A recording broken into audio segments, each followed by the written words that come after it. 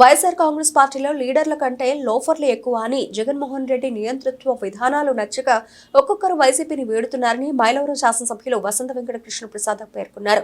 మైలవరంలోని శాసనసభ్యుని వారి కార్యాలయంలో సోమవారం జరిగిన మీడియా సమావేశంలో ఎమ్మెల్యే కృష్ణప్రసాద్ మాట్లాడారు. ముఖ్యమంత్రి నారా చంద్రబాబు నాయుడు దావోస్ పర్యటన విజయవంతమైందని వరల్డ్ ఎకనామిక్ ఫోరం సదస్సులో ప్రత్యేక ఆకర్షణగా ఆంధ్రప్రదేశ్ నిలిచిందన్నారు. ప్రజల జీవన ప్రమాణాలు పెంచుతూ సంక్షేమ పథకాలు అమలుతో పాటు మైలవరం నియోజకవర్గాన్ని అభివృద్ధిలో అగ్రస్థానంలో నిలిపేందుకు కృషి చేస్తున్నానని వెల్లడించారు. ఈ కార్యక్రమంలో ఎన్డీఏ కూటమి నాయకులు తదితరులు పాల్గొన్నారు.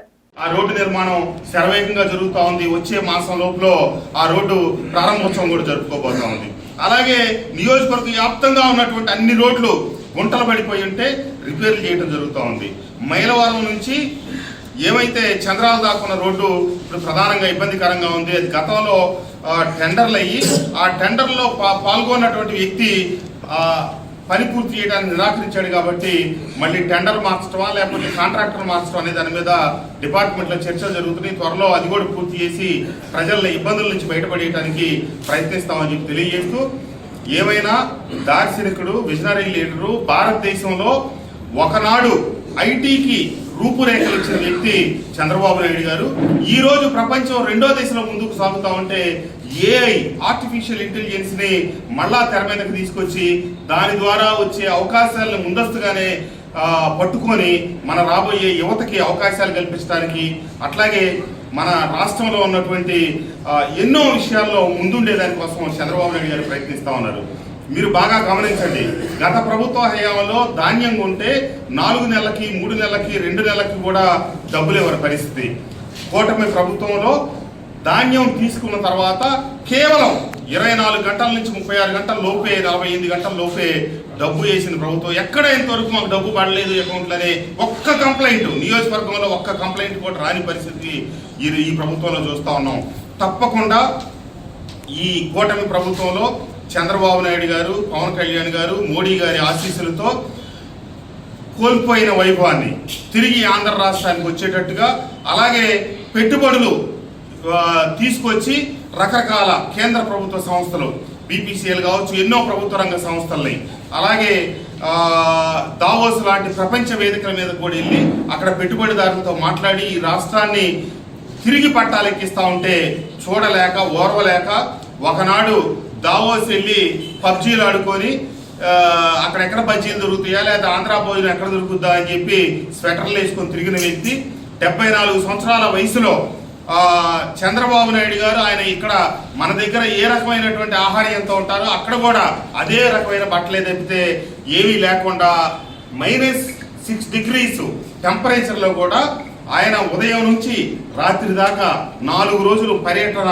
అత్యంత విజయవంతంగా అతి ఎక్కువ మంది వైఎస్ఆర్ ప్రభుత్వంలో 5 సంవత్సరాల కాలంలో ఆయన కలిసిన మొత్తం పారిశ్రామికవేత్తలతో పోల్చిన దానికంటే కేవలం చంద్రబాబు నాయుడు గారు 6 మాసాలు 7 మాసాల్లో కలిసిన పారిశ్రామికవేత్తలు 2 3 ఉండేదానికి అవకాశం ఉంది. అది వారికి రాష్ట్రం పట్ల ఉన్న చిత్తశుద్ధి. ఖచ్చితంగా ఇదందరూ గమనించాలి, గుర్తించాలి. మునిగిపోయే పడవ వైఎస్ఆర్ కాంగ్రెస్ పార్టీ. ఖచ్చితంగా త్వరలో మిగిలిపోయిన లీడర్లు ఎవరన్నా ఉంటే నా లెక్క ప్రకారం అయితే 3 నుంచి 6 మాసాల లోపల లీడర్లందరూ బయటకు వస్తారు. చివరకు మిగిలేది రెండో కోవ వాళ్లే. వాళ్ళతోనే ఆ పార్టీ సమాప్తం కాబోతా ఉందని చెప్పి తెలియజేస్తూ, ఈ రాష్ట్రంతో పాటు కూటమి ప్రభుత్వ ఆధ్వర్యంలో మైలవరం నియోజకవర్గంలో కూడా అన్ని సమస్యలకి పరిష్కారం చూపుతూ సమగ్రంగా అభివృద్ధిలో ముందుకు తీసుకెళ్తామని తెలియజేస్తూ ధన్యవాదాలు. ఇటీవల కాలంలో రాష్ట్రంలో జరుగుతున్న రాజకీయ పరిణామాలు, అలాగే ముఖ్యమంత్రి చంద్రబాబు నాయుడు గారు, ఐటీ మినిస్టర్ లోకేష్ బాబు గారి నాయకత్వంలో ఇద్దరు ఇటీవల జరిగిన దావోస్ పర్యటనకు వెళ్ళటం, దాని మీద పని బాట లేని విమర్శలు చేసేవాళ్ళు కొంతమంది రాష్ట్రంలో వైకాపా నాయకులు తయారయ్యారు. గతంలో వాళ్ళు వెళ్ళి అక్కడ చేయగలిగేది కానీ చేసింది కానీ ఏమీ లేదు, శూన్యం. ఏదో వెళ్ళామంటే వెళ్ళి అక్కడ పైన తిరిగి ఎక్స్కర్షన్కి వెళ్ళినట్టు వెళ్ళి 4 రోజులు తిరిగి వచ్చి ఇక్కడ కాలక్షేపం చేసిన సంగతి అందరికీ తెలిసిందే. వాళ్ళ పాత్ర ఎంత, వాళ్ళ ప్రమేయం ఎంత, వాళ్ళ చిత్తశుద్ధి ఎంత అని చూశారు.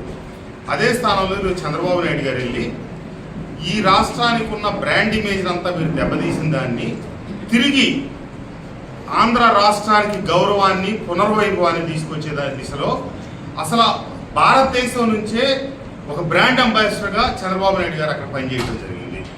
ఎన్నో పరిశ్రమల్ని, సంస్థల అధిపతుల్ని, మైక్రోసాఫ్ట్ దగ్గర నుంచి టాటా చైర్మన్ చంద్రశేఖర్ గారి దాకా అందరినీ కలిసి ఈ రాష్ట్రంలో మళ్ళీ పెట్టుబడులు తిరిగి తీసుకొచ్చే క్రమం, ఇటు కేంద్ర ప్రభుత్వాన్ని ఒప్పించుకోవడం, అలాగే మొన్న దావోస్ ఏమైతే ప్రపంచంలో పారిశ్రామికవేత్తలంతా కలిసి అక్కడ ఒక సమ్మేళనం జరుగుతుందో ప్రతి 2 సంవత్సరాలకు జరిగే ఆ కార్యక్రమానికి మన రాష్ట్రం తరపు నుంచి వెళ్ళి అతి ముఖ్య భూమిక పోషించారు. ఇది గిట్టని, ఇది చూడలేని వైకాపా నాయకులు ఇష్టారాజ్యంగా ప్రజాపనం వెళ్తా ఉన్నారు. కాబట్టి వాళ్ళందరూ అర్థం చేసుకోవాల్సింది ఏంటంటే మనకు చేతగానిది ప్రపంచంలో ఎవరికి చేతగానిది అనుకోవడం వాళ్ళ దురదృష్టం. గతంలో కూడా చంద్రబాబు నాయుడు గారి దావోస్ పర్యటనకి వెళ్ళినప్పుడు 14 నుంచి 19 దాకా ముఖ్యమంత్రిగా ఉన్నప్పుడు ఎన్నో వేల కోట్లు, లక్షల కోట్లు పెట్టుబడులు తీసుకొచ్చారు. ఈరోజు కూడా అదే రకంగా చాలా సంస్థలను ఒప్పించారు. కానీ కొంతమంది సంస్థల దగ్గర అనుమానాలు ఉన్నాయి. గతంలో లాగా మళ్ళీ కనుక రాబోయే రోజుల్లో ప్రభుత్వాలు ఏమైనా మారితే ఇట్లాంటి గతంలో ప్రభుత్వం లాగా, గత ముఖ్యమంత్రి లాగా నెగిటివ్గా ఆలోచించే ముఖ్యమంత్రి కనుక మళ్ళీ తయారైతే మేమన్నా ఇబ్బంది పడతామేమో పరిశ్రమలు అని చెప్పి ఈ రాష్ట్రంలో మళ్ళీ పరిశ్రమలు పెట్టడానికి పరిశ్రమాధిపతులకు కానీ, నిర్మాణ రంగ సంస్థ ప్రతినిధులకు కానీ ఉన్న ఏకైక అనుమానం, ఏకైక భయం వైఎస్ఆర్ కాంగ్రెస్ పార్టీ, జగన్మోహన్ రెడ్డి గారే తప్పించి ఈ రాష్ట్రంలో అపారమైనటువంటి అవకాశాలు ఉన్నాయి. అవన్నీ అందిపుచ్చుకోవడానికి ప్రపంచం అంతా సిద్ధంగా ఉంది. కేవలం జగన్మోహన్ రెడ్డి గారికి వైకాపాకే భయపడి ఉందనేది గమనించాలి. ఏమైతే జగన్మోహన్ రెడ్డి గారు అవలంబించిన విధానాలు కాదు అని మాబోటోళ్ళం, లేకపోతే పార్థసారథి గారు కావచ్చు, ఆనం రామనారాయణ రెడ్డి గారు కావచ్చు, లేకపోతే శ్రీధర్ రెడ్డి గారు కావచ్చు, మేము చాలామంది విభేదించి బయటకు వచ్చి ఈ రాష్ట్రం పట్ల చిత్తశుద్ధి కలిగినటువంటి చంద్రబాబు నాయుడు గారి దగ్గరికి మేమందరం వచ్చి అభివృద్ధిలో మన రాష్ట్రం అగ్రంగా వెళ్ళాలని చెప్పి ఆయనతో కలిసికట్టుగా ప్రయాణం చేసాం. అది ఈరోజు వాస్తవం అనేది వైఎస్ఆర్ కాంగ్రెస్ పార్టీలో జరుగుతున్న పరిణామాలు కూడా నిరూపిస్తూ ఉన్నాయి.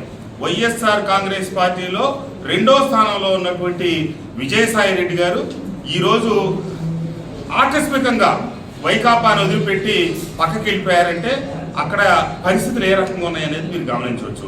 ఎందుకంటే వైఎస్ రాజశేఖర రెడ్డి గారికి ఆత్మ కేవీపీ రామచంద్రరావు గారు అయితే, జగన్మోహన్ రెడ్డి గారికి ఆత్మ విజయసాయి రెడ్డి గారు. ఆయనతో కలిసి 11 కేసుల్లో సహనిందితుడుగా A1, A2గా ఉండి ఎన్నో 2 పర్యాయాలు రాజ్యసభకు ఎన్నికయ్యి పార్లమెంటరీ పార్టీ నాయకుడిగా ఉండి అన్నింటిలో కీలక భూమిక పోషించిన విజయసాయి రెడ్డి గారు ఈరోజు ఆ పార్టీని వదిలిపెట్టారంటే ఆ పార్టీలో ఏం జరుగుతుంది అన్నది గమనించండి. ఒక్క మాట మటుకు వాస్తవం, వైఎస్ఆర్ కాంగ్రెస్ పార్టీలో లీడర్ల కంటే లోఫర్లు ఎక్కువ. ఉన్న కొద్దిపాటి లీడర్లు కూడా క్రమక్రమంగా బయటికి వెళ్తా ఉన్నారు. రాబోయే రోజుల్లో కూడా ఇంకా పెద్ద సంఖ్యలో లీడర్లు నిలబోతా ఉన్నారు. మిగిలేది ఎవరంటే ఆ 2వ భాగం వాళ్ళే. కాబట్టి ఈ ఆంధ్ర రాష్ట్ర ప్రజలు ఏవైతే గతంలో జగన్మోహన్ రెడ్డి గారు నేను ఇంకా బాగా అభివృద్ధి చేస్తానని చెప్పారో, ఒక్క అవకాశం ఇవ్వమన్నారో, ఇచ్చిన తర్వాత ఆయన ఈ రాష్ట్రాన్ని అధోగతి పాలు చేయటమే కాకుండా అభివృద్ధిలో ఈ రాష్ట్రాన్ని ఉన్న ఇమేజ్ని పాడు చేయటమే కాకుండా చేతగాని అసమర్థపు ముఖ్యమంత్రిగా చరిత్రలో మిగిలిపోయారు జగన్మోహన్ రెడ్డి గారు. ఎందుకంటే విభజింపబడిన ఆంధ్రప్రదేశ్కి అమరావతి లేకపోతే రైతుల భాగస్వామ్యంతో అమరావతి దేశంలోనే రోల్ మోడల్గా తయారవుతుంటే దాన్ని పాడు చేసి, అంతేకాదు జగన్మోహన్ రెడ్డి గారు స్వయంగా చెప్పాడు, నేను అది సాక్ష్యాలతో కూడా నిరూపించగలను, ఆ విషయం అందరికీ తెలుసు. ఈ ప్రాంతంలో కృష్ణా, గుంటూరు జిల్లాల్లో ఒక ప్లైవుడ్ సంస్థ పెట్టుబడులు పెట్టి మేము సంస్థను స్థాపిస్తామని ముందుకు వస్తే 34 సీట్లకు గాను దాదాపుగా 30 సీట్లు గతంలో ఇక్కడ రాజధాని పెడితే 30 సీట్లలో ఓడించి మనకి గెలిపించారు. కాబట్టి కృష్ణా, గుంటూరు జిల్లా వాళ్ళు సంస్థలు పెట్టినా వాళ్ళేమి విలువెవరో గౌరవెవరు, కాబట్టి ఈ కృష్ణా, గుంటూరు జిల్లాలో పెట్టదు, మీరు పక్కకి వెళ్ళిపోండి అని వాళ్ళు ప్రకాశం, నెల్లూరు జిల్లాలకు పంపించిన వ్యక్తి ముఖ్యమంత్రి అయ్యింది జగన్మోహన్ రెడ్డి గారు. అట్లాగే ఈ ప్రాంతంలో వస్తున్న రాజధాని అమరావతిని ఏ రకంగా 3 రాజధానుల పేరుతో నాటకం ఆడి పాడు చేయాలని ప్రయత్నం చేసిన వ్యక్తి జగన్మోహన్ రెడ్డి గారు. అంతేకాకుండా ఎన్నికలు అయిపోయిన తర్వాత కూడా మీ విధానాలను ప్రజలు తిరస్కరించి ఇటు అమరావతి ప్రాంతంలో కృష్ణా గుంటూరు జిల్లా ప్రజలు, అటు వైజాగ్ ప్రజలు, ఇటు కర్నూలు కడప ప్రజలు ఇంతమంది గుణపాఠం చెప్పినా సిగ్గు శరం లేకుండా మళ్ళీ మొన్న వరదలు వస్తుంటే ఈ వరదల వల్ల అమరావతి మునిగిందని చెప్పి మళ్ళీ అదే పందా ఎత్తుకొని ఆ వాళ్ళ విషప పత్రిక సాక్షిలో ఆ విషయాలే రాయాలని ప్రయత్నం చేశారంటే ఇవన్నీ మీరు గమనించవచ్చు. ఈ ఆంధ్ర రాష్ట్రాన్ని కేవలం అప్పులు పాలు చేసి మీట నొక్కి సంక్షేమ పథకాలు ఇచ్చి ఓట్లు వేయించుకొని పబ్బం గడపాలని చెప్పి చూస్తా ఉన్నాడు తప్పితే, గతంలో చేసిన మాదిరి చేయాలని చూస్తున్నాడు తప్పితే, ఈ రాష్ట్రంలో ఉన్న నిరుద్యోగ యువతకు ఉద్యోగ అవకాశాలు కావాలన్నా, ఈ రాష్ట్రం సంక్షేమం అభివృద్ధిగా 2 కళ్ళుతో ముందుకు సాగాలన్నా కూటమికే సాధ్యం. అది నిరూపితమైంది. ఈ 6-7 మాసాల్లోనే ఈ మైలవరం నియోజకవర్గంలో